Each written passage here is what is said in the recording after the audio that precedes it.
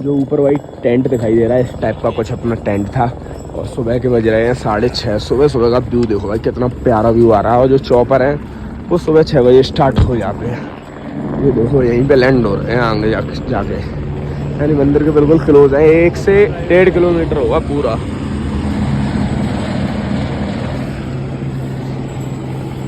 ये है भाई प्रॉपर हेलीपैड।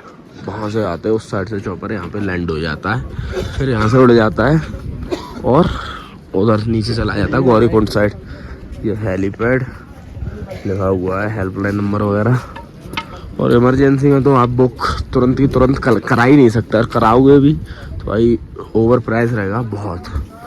ये ऑरेंज ग्रीन जैकेट पहन के जितने भी घूम रहे हैं भाई, सारे यहीं के वर्कर्स हैं।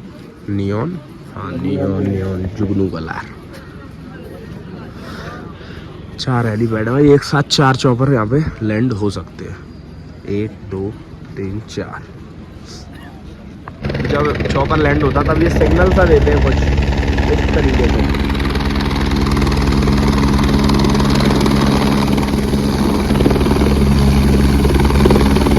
ये भाई यात्री टोकन काउंटर है। यहाँ से अगर आप मंदिर पे आ रहे हो तो टोकन लेना आपको ज़रूरी है, क्योंकि बिना टोकन का आप दर्शन नहीं कर सकते।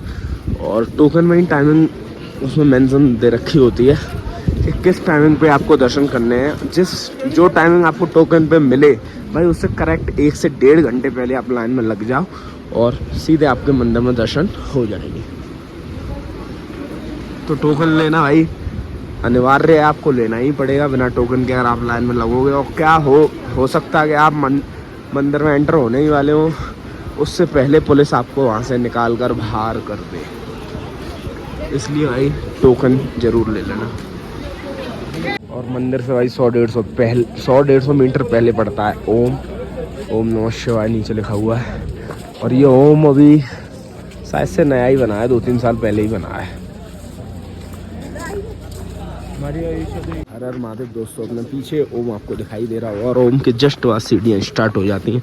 और इन सीढ़ियों पे पैर रखते ही आपको, जैसे ये फर्स्ट सीढ़ी है भाई, फर्स्ट सीढ़ी पे पैर रखते ही आपको सीधे जो महादेव जी का मंदिर है उसके वो आधा दिखने लगता है, यानी ऊपर टॉप मंदिर का दिखने लगता है। और भाई जो खुशी हो रही है ना यहाँ के इन सीढ़ियों पे जो पैर रखने में मज़ा आ रहा है, या जो फील आ रहा है ना भाई, वो नेक्स्ट लेवल आ रहा है। और सामने अपने महादेव जी भी बैठे हुए हैं। कोई भी ड्रीम अगर आप काफ़ी टाइम से देख रहे हो, जैसे मैं आना चाहता था 6 साल से, लेकिन कुछ ना कुछ लफड़ा पड़ जाता था या कुछ काम पड़ जाते थे जिसकी वजह से नहीं आ पाया। फिर बीच में कोरोना आ गया, उसमें 2 साल ख़राब हो गई भाई। और अब जाके कहीं फाइनली जब आए हैं तो जो खुशी का लेवल है ना वो बहुत अप हो जाता है, बहुत। बस 100 मीटर और 100 मीटर के ही आसपास होगा मंदिर प्रॉपर आपको दिखने लगेगा, और दर्शन कराएंगे मंदिर में आपको अच्छे तरीके से।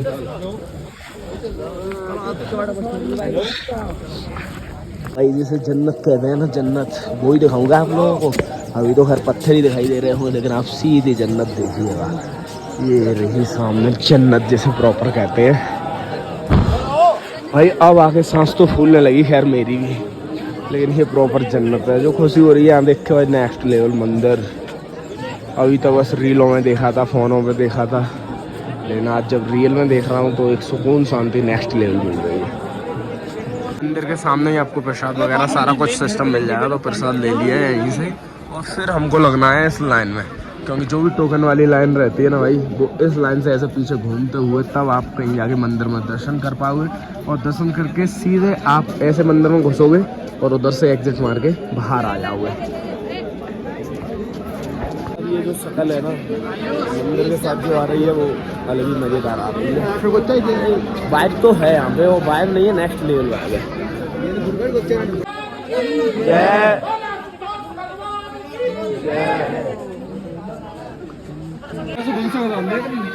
जय जय। वैसे गाइस मंदिर के पास वाली जो लाइन थी उससे जा रहे थे, लेकिन थोड़ा सा लेट हो गए 2 मिनट की वजह से। फिर ओम से जो रास्ता आया है, दूसरी लाइन गई है मंदिर के लिए, वहाँ से आना पड़ रहा है। जो एक भाई की वजह से लेट हो गए, क्योंकि इन्हें हवाबाजी करनी थी भाई, मंदिर पर फोटोबाजी करनी थी।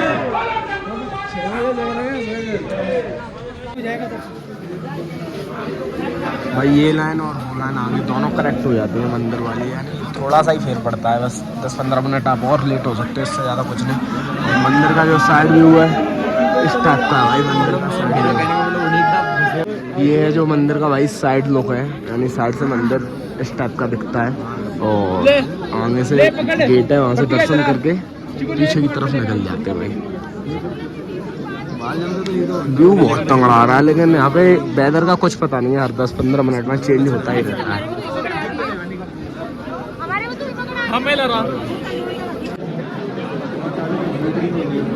और फाइनली गाइस बिल्कुल मंदिर का जो मेन गेट है वहाँ पे एंटर करने ही वाले हैं, बस 1-2 मिनट की बात रहेगी। आगे 10-15 लोग रह गए और यहाँ से सामने से हम एंटर कर जाएंगे। और अंदर मोबाइल वगैरह वैसे अलाउ नहीं है, अगर होगा तो आपको बिल्कुल दर्शन कराने की पूरी कोशिश करेंगे।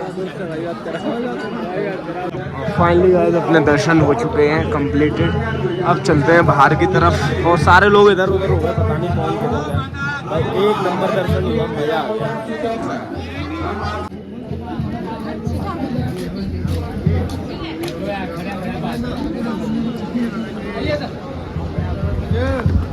मंदिर के बैक साइड ये शिला है, जैसे भीमशिला बोलते हैं भाई। जिस टाइम पे प्रलय आई थी ना मंदिर पे, बहुत भयंकर प्रलय आई थी, उस टाइम पे इस भीमशिला ने पूरा मंदिर को जो सेव करने वाली और कोई शिला है वो यही है। यहाँ से पानी टकरा के सीधे भाई मंदिर के पार ही गिरा था, यानी मंदिर बिल्कुल सेफ रहा था।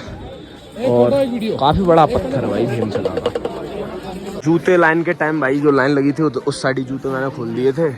भीमशिला के भी दर्शन हो गए और केदार बाबा के भी दर्शन हो गए। और अब जूते वगैरह अपने डालते हैं, फिर देखते हैं आगे कहाँ चलना, कहाँ से कूदना भाई। जगह तो है ही नहीं है, उस साइड से ही जाना पड़ेगा, नीचे से ही घूम के वापस नीचे उतर के तभी जाना पड़ेगा जूता पहनने। लेकिन जो व्यू आ रहा ना भाई, पीछे पूरे बर्फ वाले पहाड़ हैं, पूरे पीछे ये त्रिशूल लगा है, यहाँ पे भीमशिला है, मंदिर है दर्शन। तो यहाँ की वाइब है ना भाई, नेक्स्ट लेवल वाइब है भाई, मज़ा आ गया। पहाड़ों पे वैसे बहुत ज़्यादा दिक्कत होती है सांस लेने में, वैसे कुछ ऐसा कुछ नहीं हुआ, बस थोड़ा बहुत महसूस हुआ जब यहाँ पे चढ़ा था।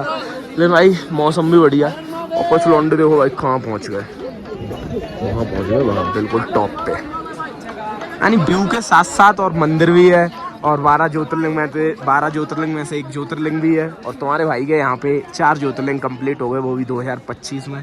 पहला ज्योतिर्लिंग बनारस का, फिर दूसरा महाकालेश्वर, तीसरा ओमकारेश्वर और चौथा भाई अपना केदारनाथ जी का। यानी 4 ज्योतिर्लिंग अपने कंप्लीट हो चुके हैं। बस बाबा की कृपा बनी रहे, धीरे धीरे 12 ज्योतिर्लिंग भी कंप्लीट हो जाएंगे। और एक टाइम वो भी आएगा जब 12 ज्योतिर्लिंग तुम्हारा भाई एक साथ करेगा भाई।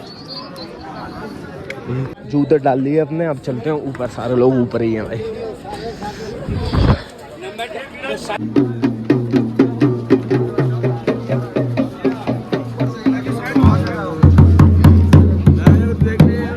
सुबह के 9:20 हो रहे हैं और दर्शन प्रॉपर तरीके से हो चुके हैं, यानी बिल्कुल फ्री हो चुके हैं दर्शन करके। यहाँ पे ऐसी कोई भी दिक्कत नहीं है कि भाई फोटोग्राफी या फ़ोन या कैमरा यूज़ नहीं करने देते। हाँ, मंदिर के अंदर आप यूज़ नहीं कर सकते, लेकिन बाहर प्रॉपर यूज़ कर सकते हो। और फिर ये चीज़ कहीं ना कहीं सही भी है, क्योंकि आदमी अगर इतनी दूर घर से आ रहा है, तो अगर वो भगवान को अपने फ़ोन में कैद करके ले जाएगा अभी, तो जब बहुत सारे लोग होते हैं, जब उनका दिमाग ख़राब होता है या कुछ ज़्यादा टेंशन में होते हैं, दिक्कत में होते हैं, परेशानी में होते हैं, तब वो उन फ़ोटो को देखकर शांति ले सकते हैं, काफ़ी सारी चीज़ें देख तो सकते हैं भाई। और उनको यानी सही राह तो मिलती है एक फ़ोटो, इसलिए कोई गलत चीज़ नहीं है मेरे हिसाब से भाई फ़ोटोग्राफी करना। के जस्ट पीछे से भाई जल भराया जाता है, बिल्कुल नीचे से आता है। बाबा जी बैठे हुए हैं, ये भर लेते हैं अपने कमंडल में, फिर यहाँ से। और ये पीछे मंदिर है, चलते हैं वापस। मंदिर के कुछ लास्ट मोमेंट है जो भाई वो आप लोग देख लीजिएगा। अब नीचे ट्रैक करके नीचे चलेंगे गौरी कुंड की तरफ। अब उतर तो खैर जल्दी जाएंगे, कल आने में टाइम बहुत लग गया, लेकिन जो है नीचे तो अगर धीमे धीमे भी प्यार से चलते रहे नॉन स्टॉप, तो वही है 4-4.5 घंटे लगेंगे नीचे उतरने में, क्योंकि शिवम भाई है, नहीं तो वही 4 घंटे करेक्ट, 3.5-4 घंटे लगेंगे यार। सही लौंडे हो चलने वाले। और भाई जो ड्रीम था ना अपना, आप लोगों की ऐसे घर वालों की कृपा से, महादेव की कृपा से भाई अपना ड्रीम था जो वो कंप्लीट हो चुका। और कोई भी ड्रीम हो, अगर तुम काफ़ी टाइम से सोच रहे हो, जब वो कंप्लीट होता है ना भाई साहब, यानी प्रॉपर कंप्लीट, जब तक अनकम्प्लीट माना जाता है, जब तक दर्शन आप ना कर लो। जब कंप्लीट हो गया, दर्शन कर लिए, उसके बाद जो फील हुआ ना, वाकई में मंदिर की वाइब अलग है भाई। लोकेशन अलग है, व्यू अलग है, नज़ारे अलग हैं। हर 10-20 मिनट में टेम्परेचर वेदर बदलता रहता है, यानी मज़ा आ गया भाई। लाइफ टाइम याद रहने वाली चीज़ है। तभी तो बोलता हूँ भाई, आप लोग जितना ट्रैवल कर सकते हो ना उतना ट्रैवल करो। और किस लिए भाई, एक जन्म हमें एक जन्म मिलता है, अगर इसमें भी नहीं घूमे तो फिर कब घूमेंगे। आदमी ये करता है कि बाद में घूमेंगे, बाद में घूमेंगे, कि पैसे नहीं है, ये नहीं है भाई। एक बार आप घर से निकलो तो सारा कुछ अरेंजमेंट हो ही जाता है। जैसे विवेक भाई कर्जे पे आ गया भाई, आना था भाई पेमेंट कैश कुछ भाई, घर के जेवरात चुरा के आ गए शिवम भाई। अब चल रहे हैं भाई अपने नीचे। ट्रैक तो कल वाले ब्लॉग में पूरी इन्फॉर्मेशन थी ट्रैक की, तो सारा कुछ आपको बता ही दिया था। अब नीचे चलेंगे, एक आध दो शॉट्स ले लेंगे, नहीं तो पूरा कल ट्रैक भाई, जिसको ट्रैक के बारे में जो भी इन्फॉर्मेशन चाहिए वो कल वाले ब्लॉग में जाके आप लोग देख सकते हो। अरे विवेक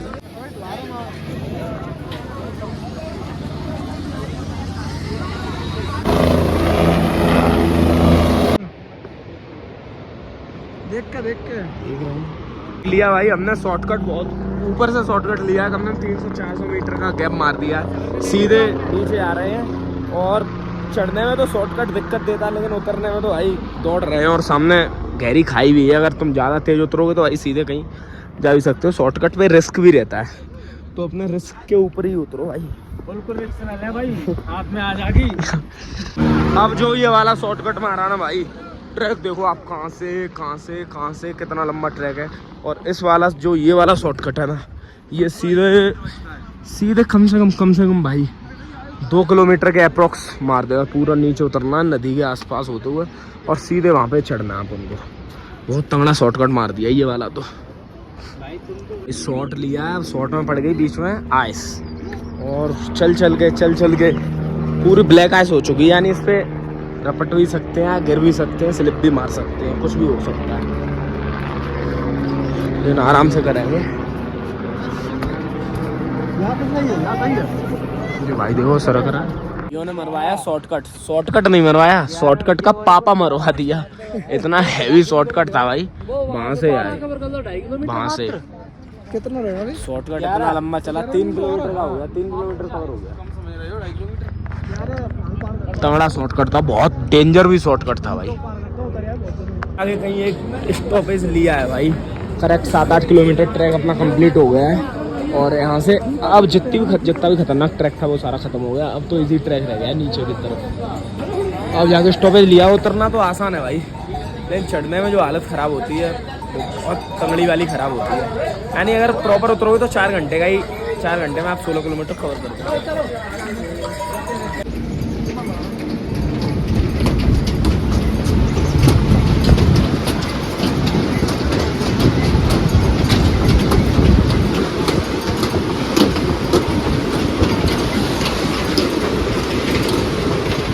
एंड टाइम पर भाई आते बारिश में पकड़ ही लिया मैं, यानी बारिश मिल ही गई रास्ते में।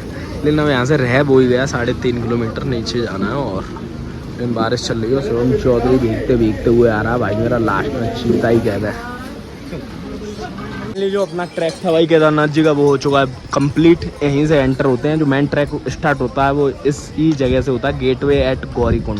ये गेटवे एट गौरीकुंड, अपन गौरीकुंड पे पहुँचे भाई। पूरा ट्रैक ऊपर से नीचे आने में इस बार बस एक जगह ही छोटा सा स्टॉपेज लिया, और थोड़ी बीच में बारिश मिल गई तो 10-15 मिनट वहाँ रुक गए। हमें करेक्ट भाई 4-4.5 घंटे, अप्रॉक्स 4.5 घंटे लग गए पूरा गौरीकुंड तक आने में केदारनाथ जी से। अब सीधे चलते हैं गौरीकुंड, वहाँ से लेते हैं टैक्सी और सीधे चलते हैं पार्किंग भाई, क्योंकि थकावट बहुत हो गई उतरने में भी, लेकिन रुके नहीं भाई, बस एक छोटा सा स्टॉपेज। वापस से आ चुके भाई टैक्सी स्टैंड पे, यहाँ से बैठते हैं जल्दी से जल्दी और नीचे पहुँचते हैं अपनी पार्किंग के पास।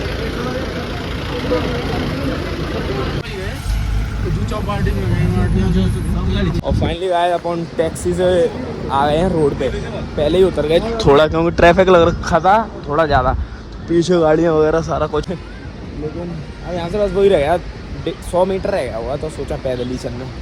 और ब्रिज क्रॉस करके सीधे किधर चलना यहाँ आ सकती है क्रेटा भाई, यहाँ पर जैसे यहाँ पे दो दूंगी उसने गंदी फाइनली गाइस पार्किंग पे आ गए और गाड़ी को देखकर जो खुशी मिली है ना, हालत पूरी डाउन हो गई। सिर्फ मैं और विवेक भाई, बस 2 ही लोग आए हैं सबसे पहले, और सारे लोग पीछे होने लग जाएंगे कम से कम भाई 20 से 25 मिनट और। तब तक अपना सामान वगैरह इधर से उधर करते हैं, जूते वगैरह खोलते हैं और पैरों में डालते हैं चप्पल।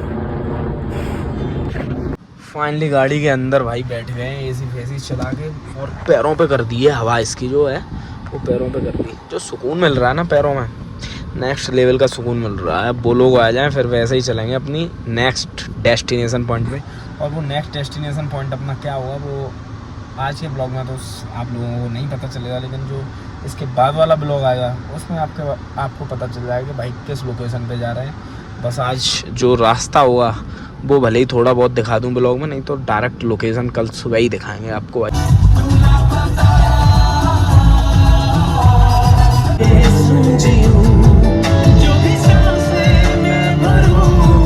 Bye bye.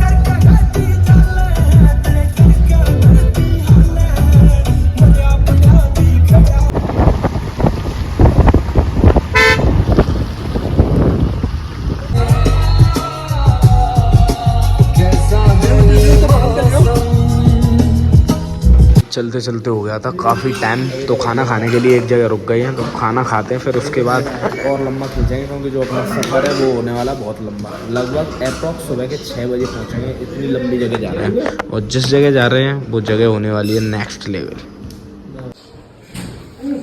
खाना अपना हो चुका है डन, और बारिश थी भाई वो भी थम चुकी है थोड़ी बहुत। बस अब सफ़र खींचना है खेचम खाँच, क्योंकि सुबह के आसपास ही पहुँचेंगे और काफ़ी ऊंचे चले फिर नीचे आ गए भाई।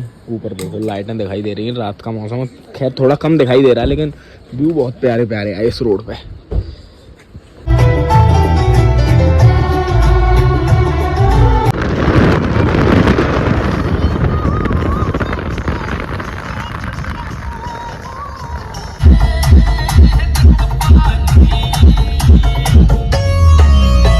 जेसीबी भाई नीचे चली गई गाड़ी के चक्कर में, क्या हो गया? बरना खींच रही है, बरना चली नहीं, जेसीबी चली गई मुझे लगा।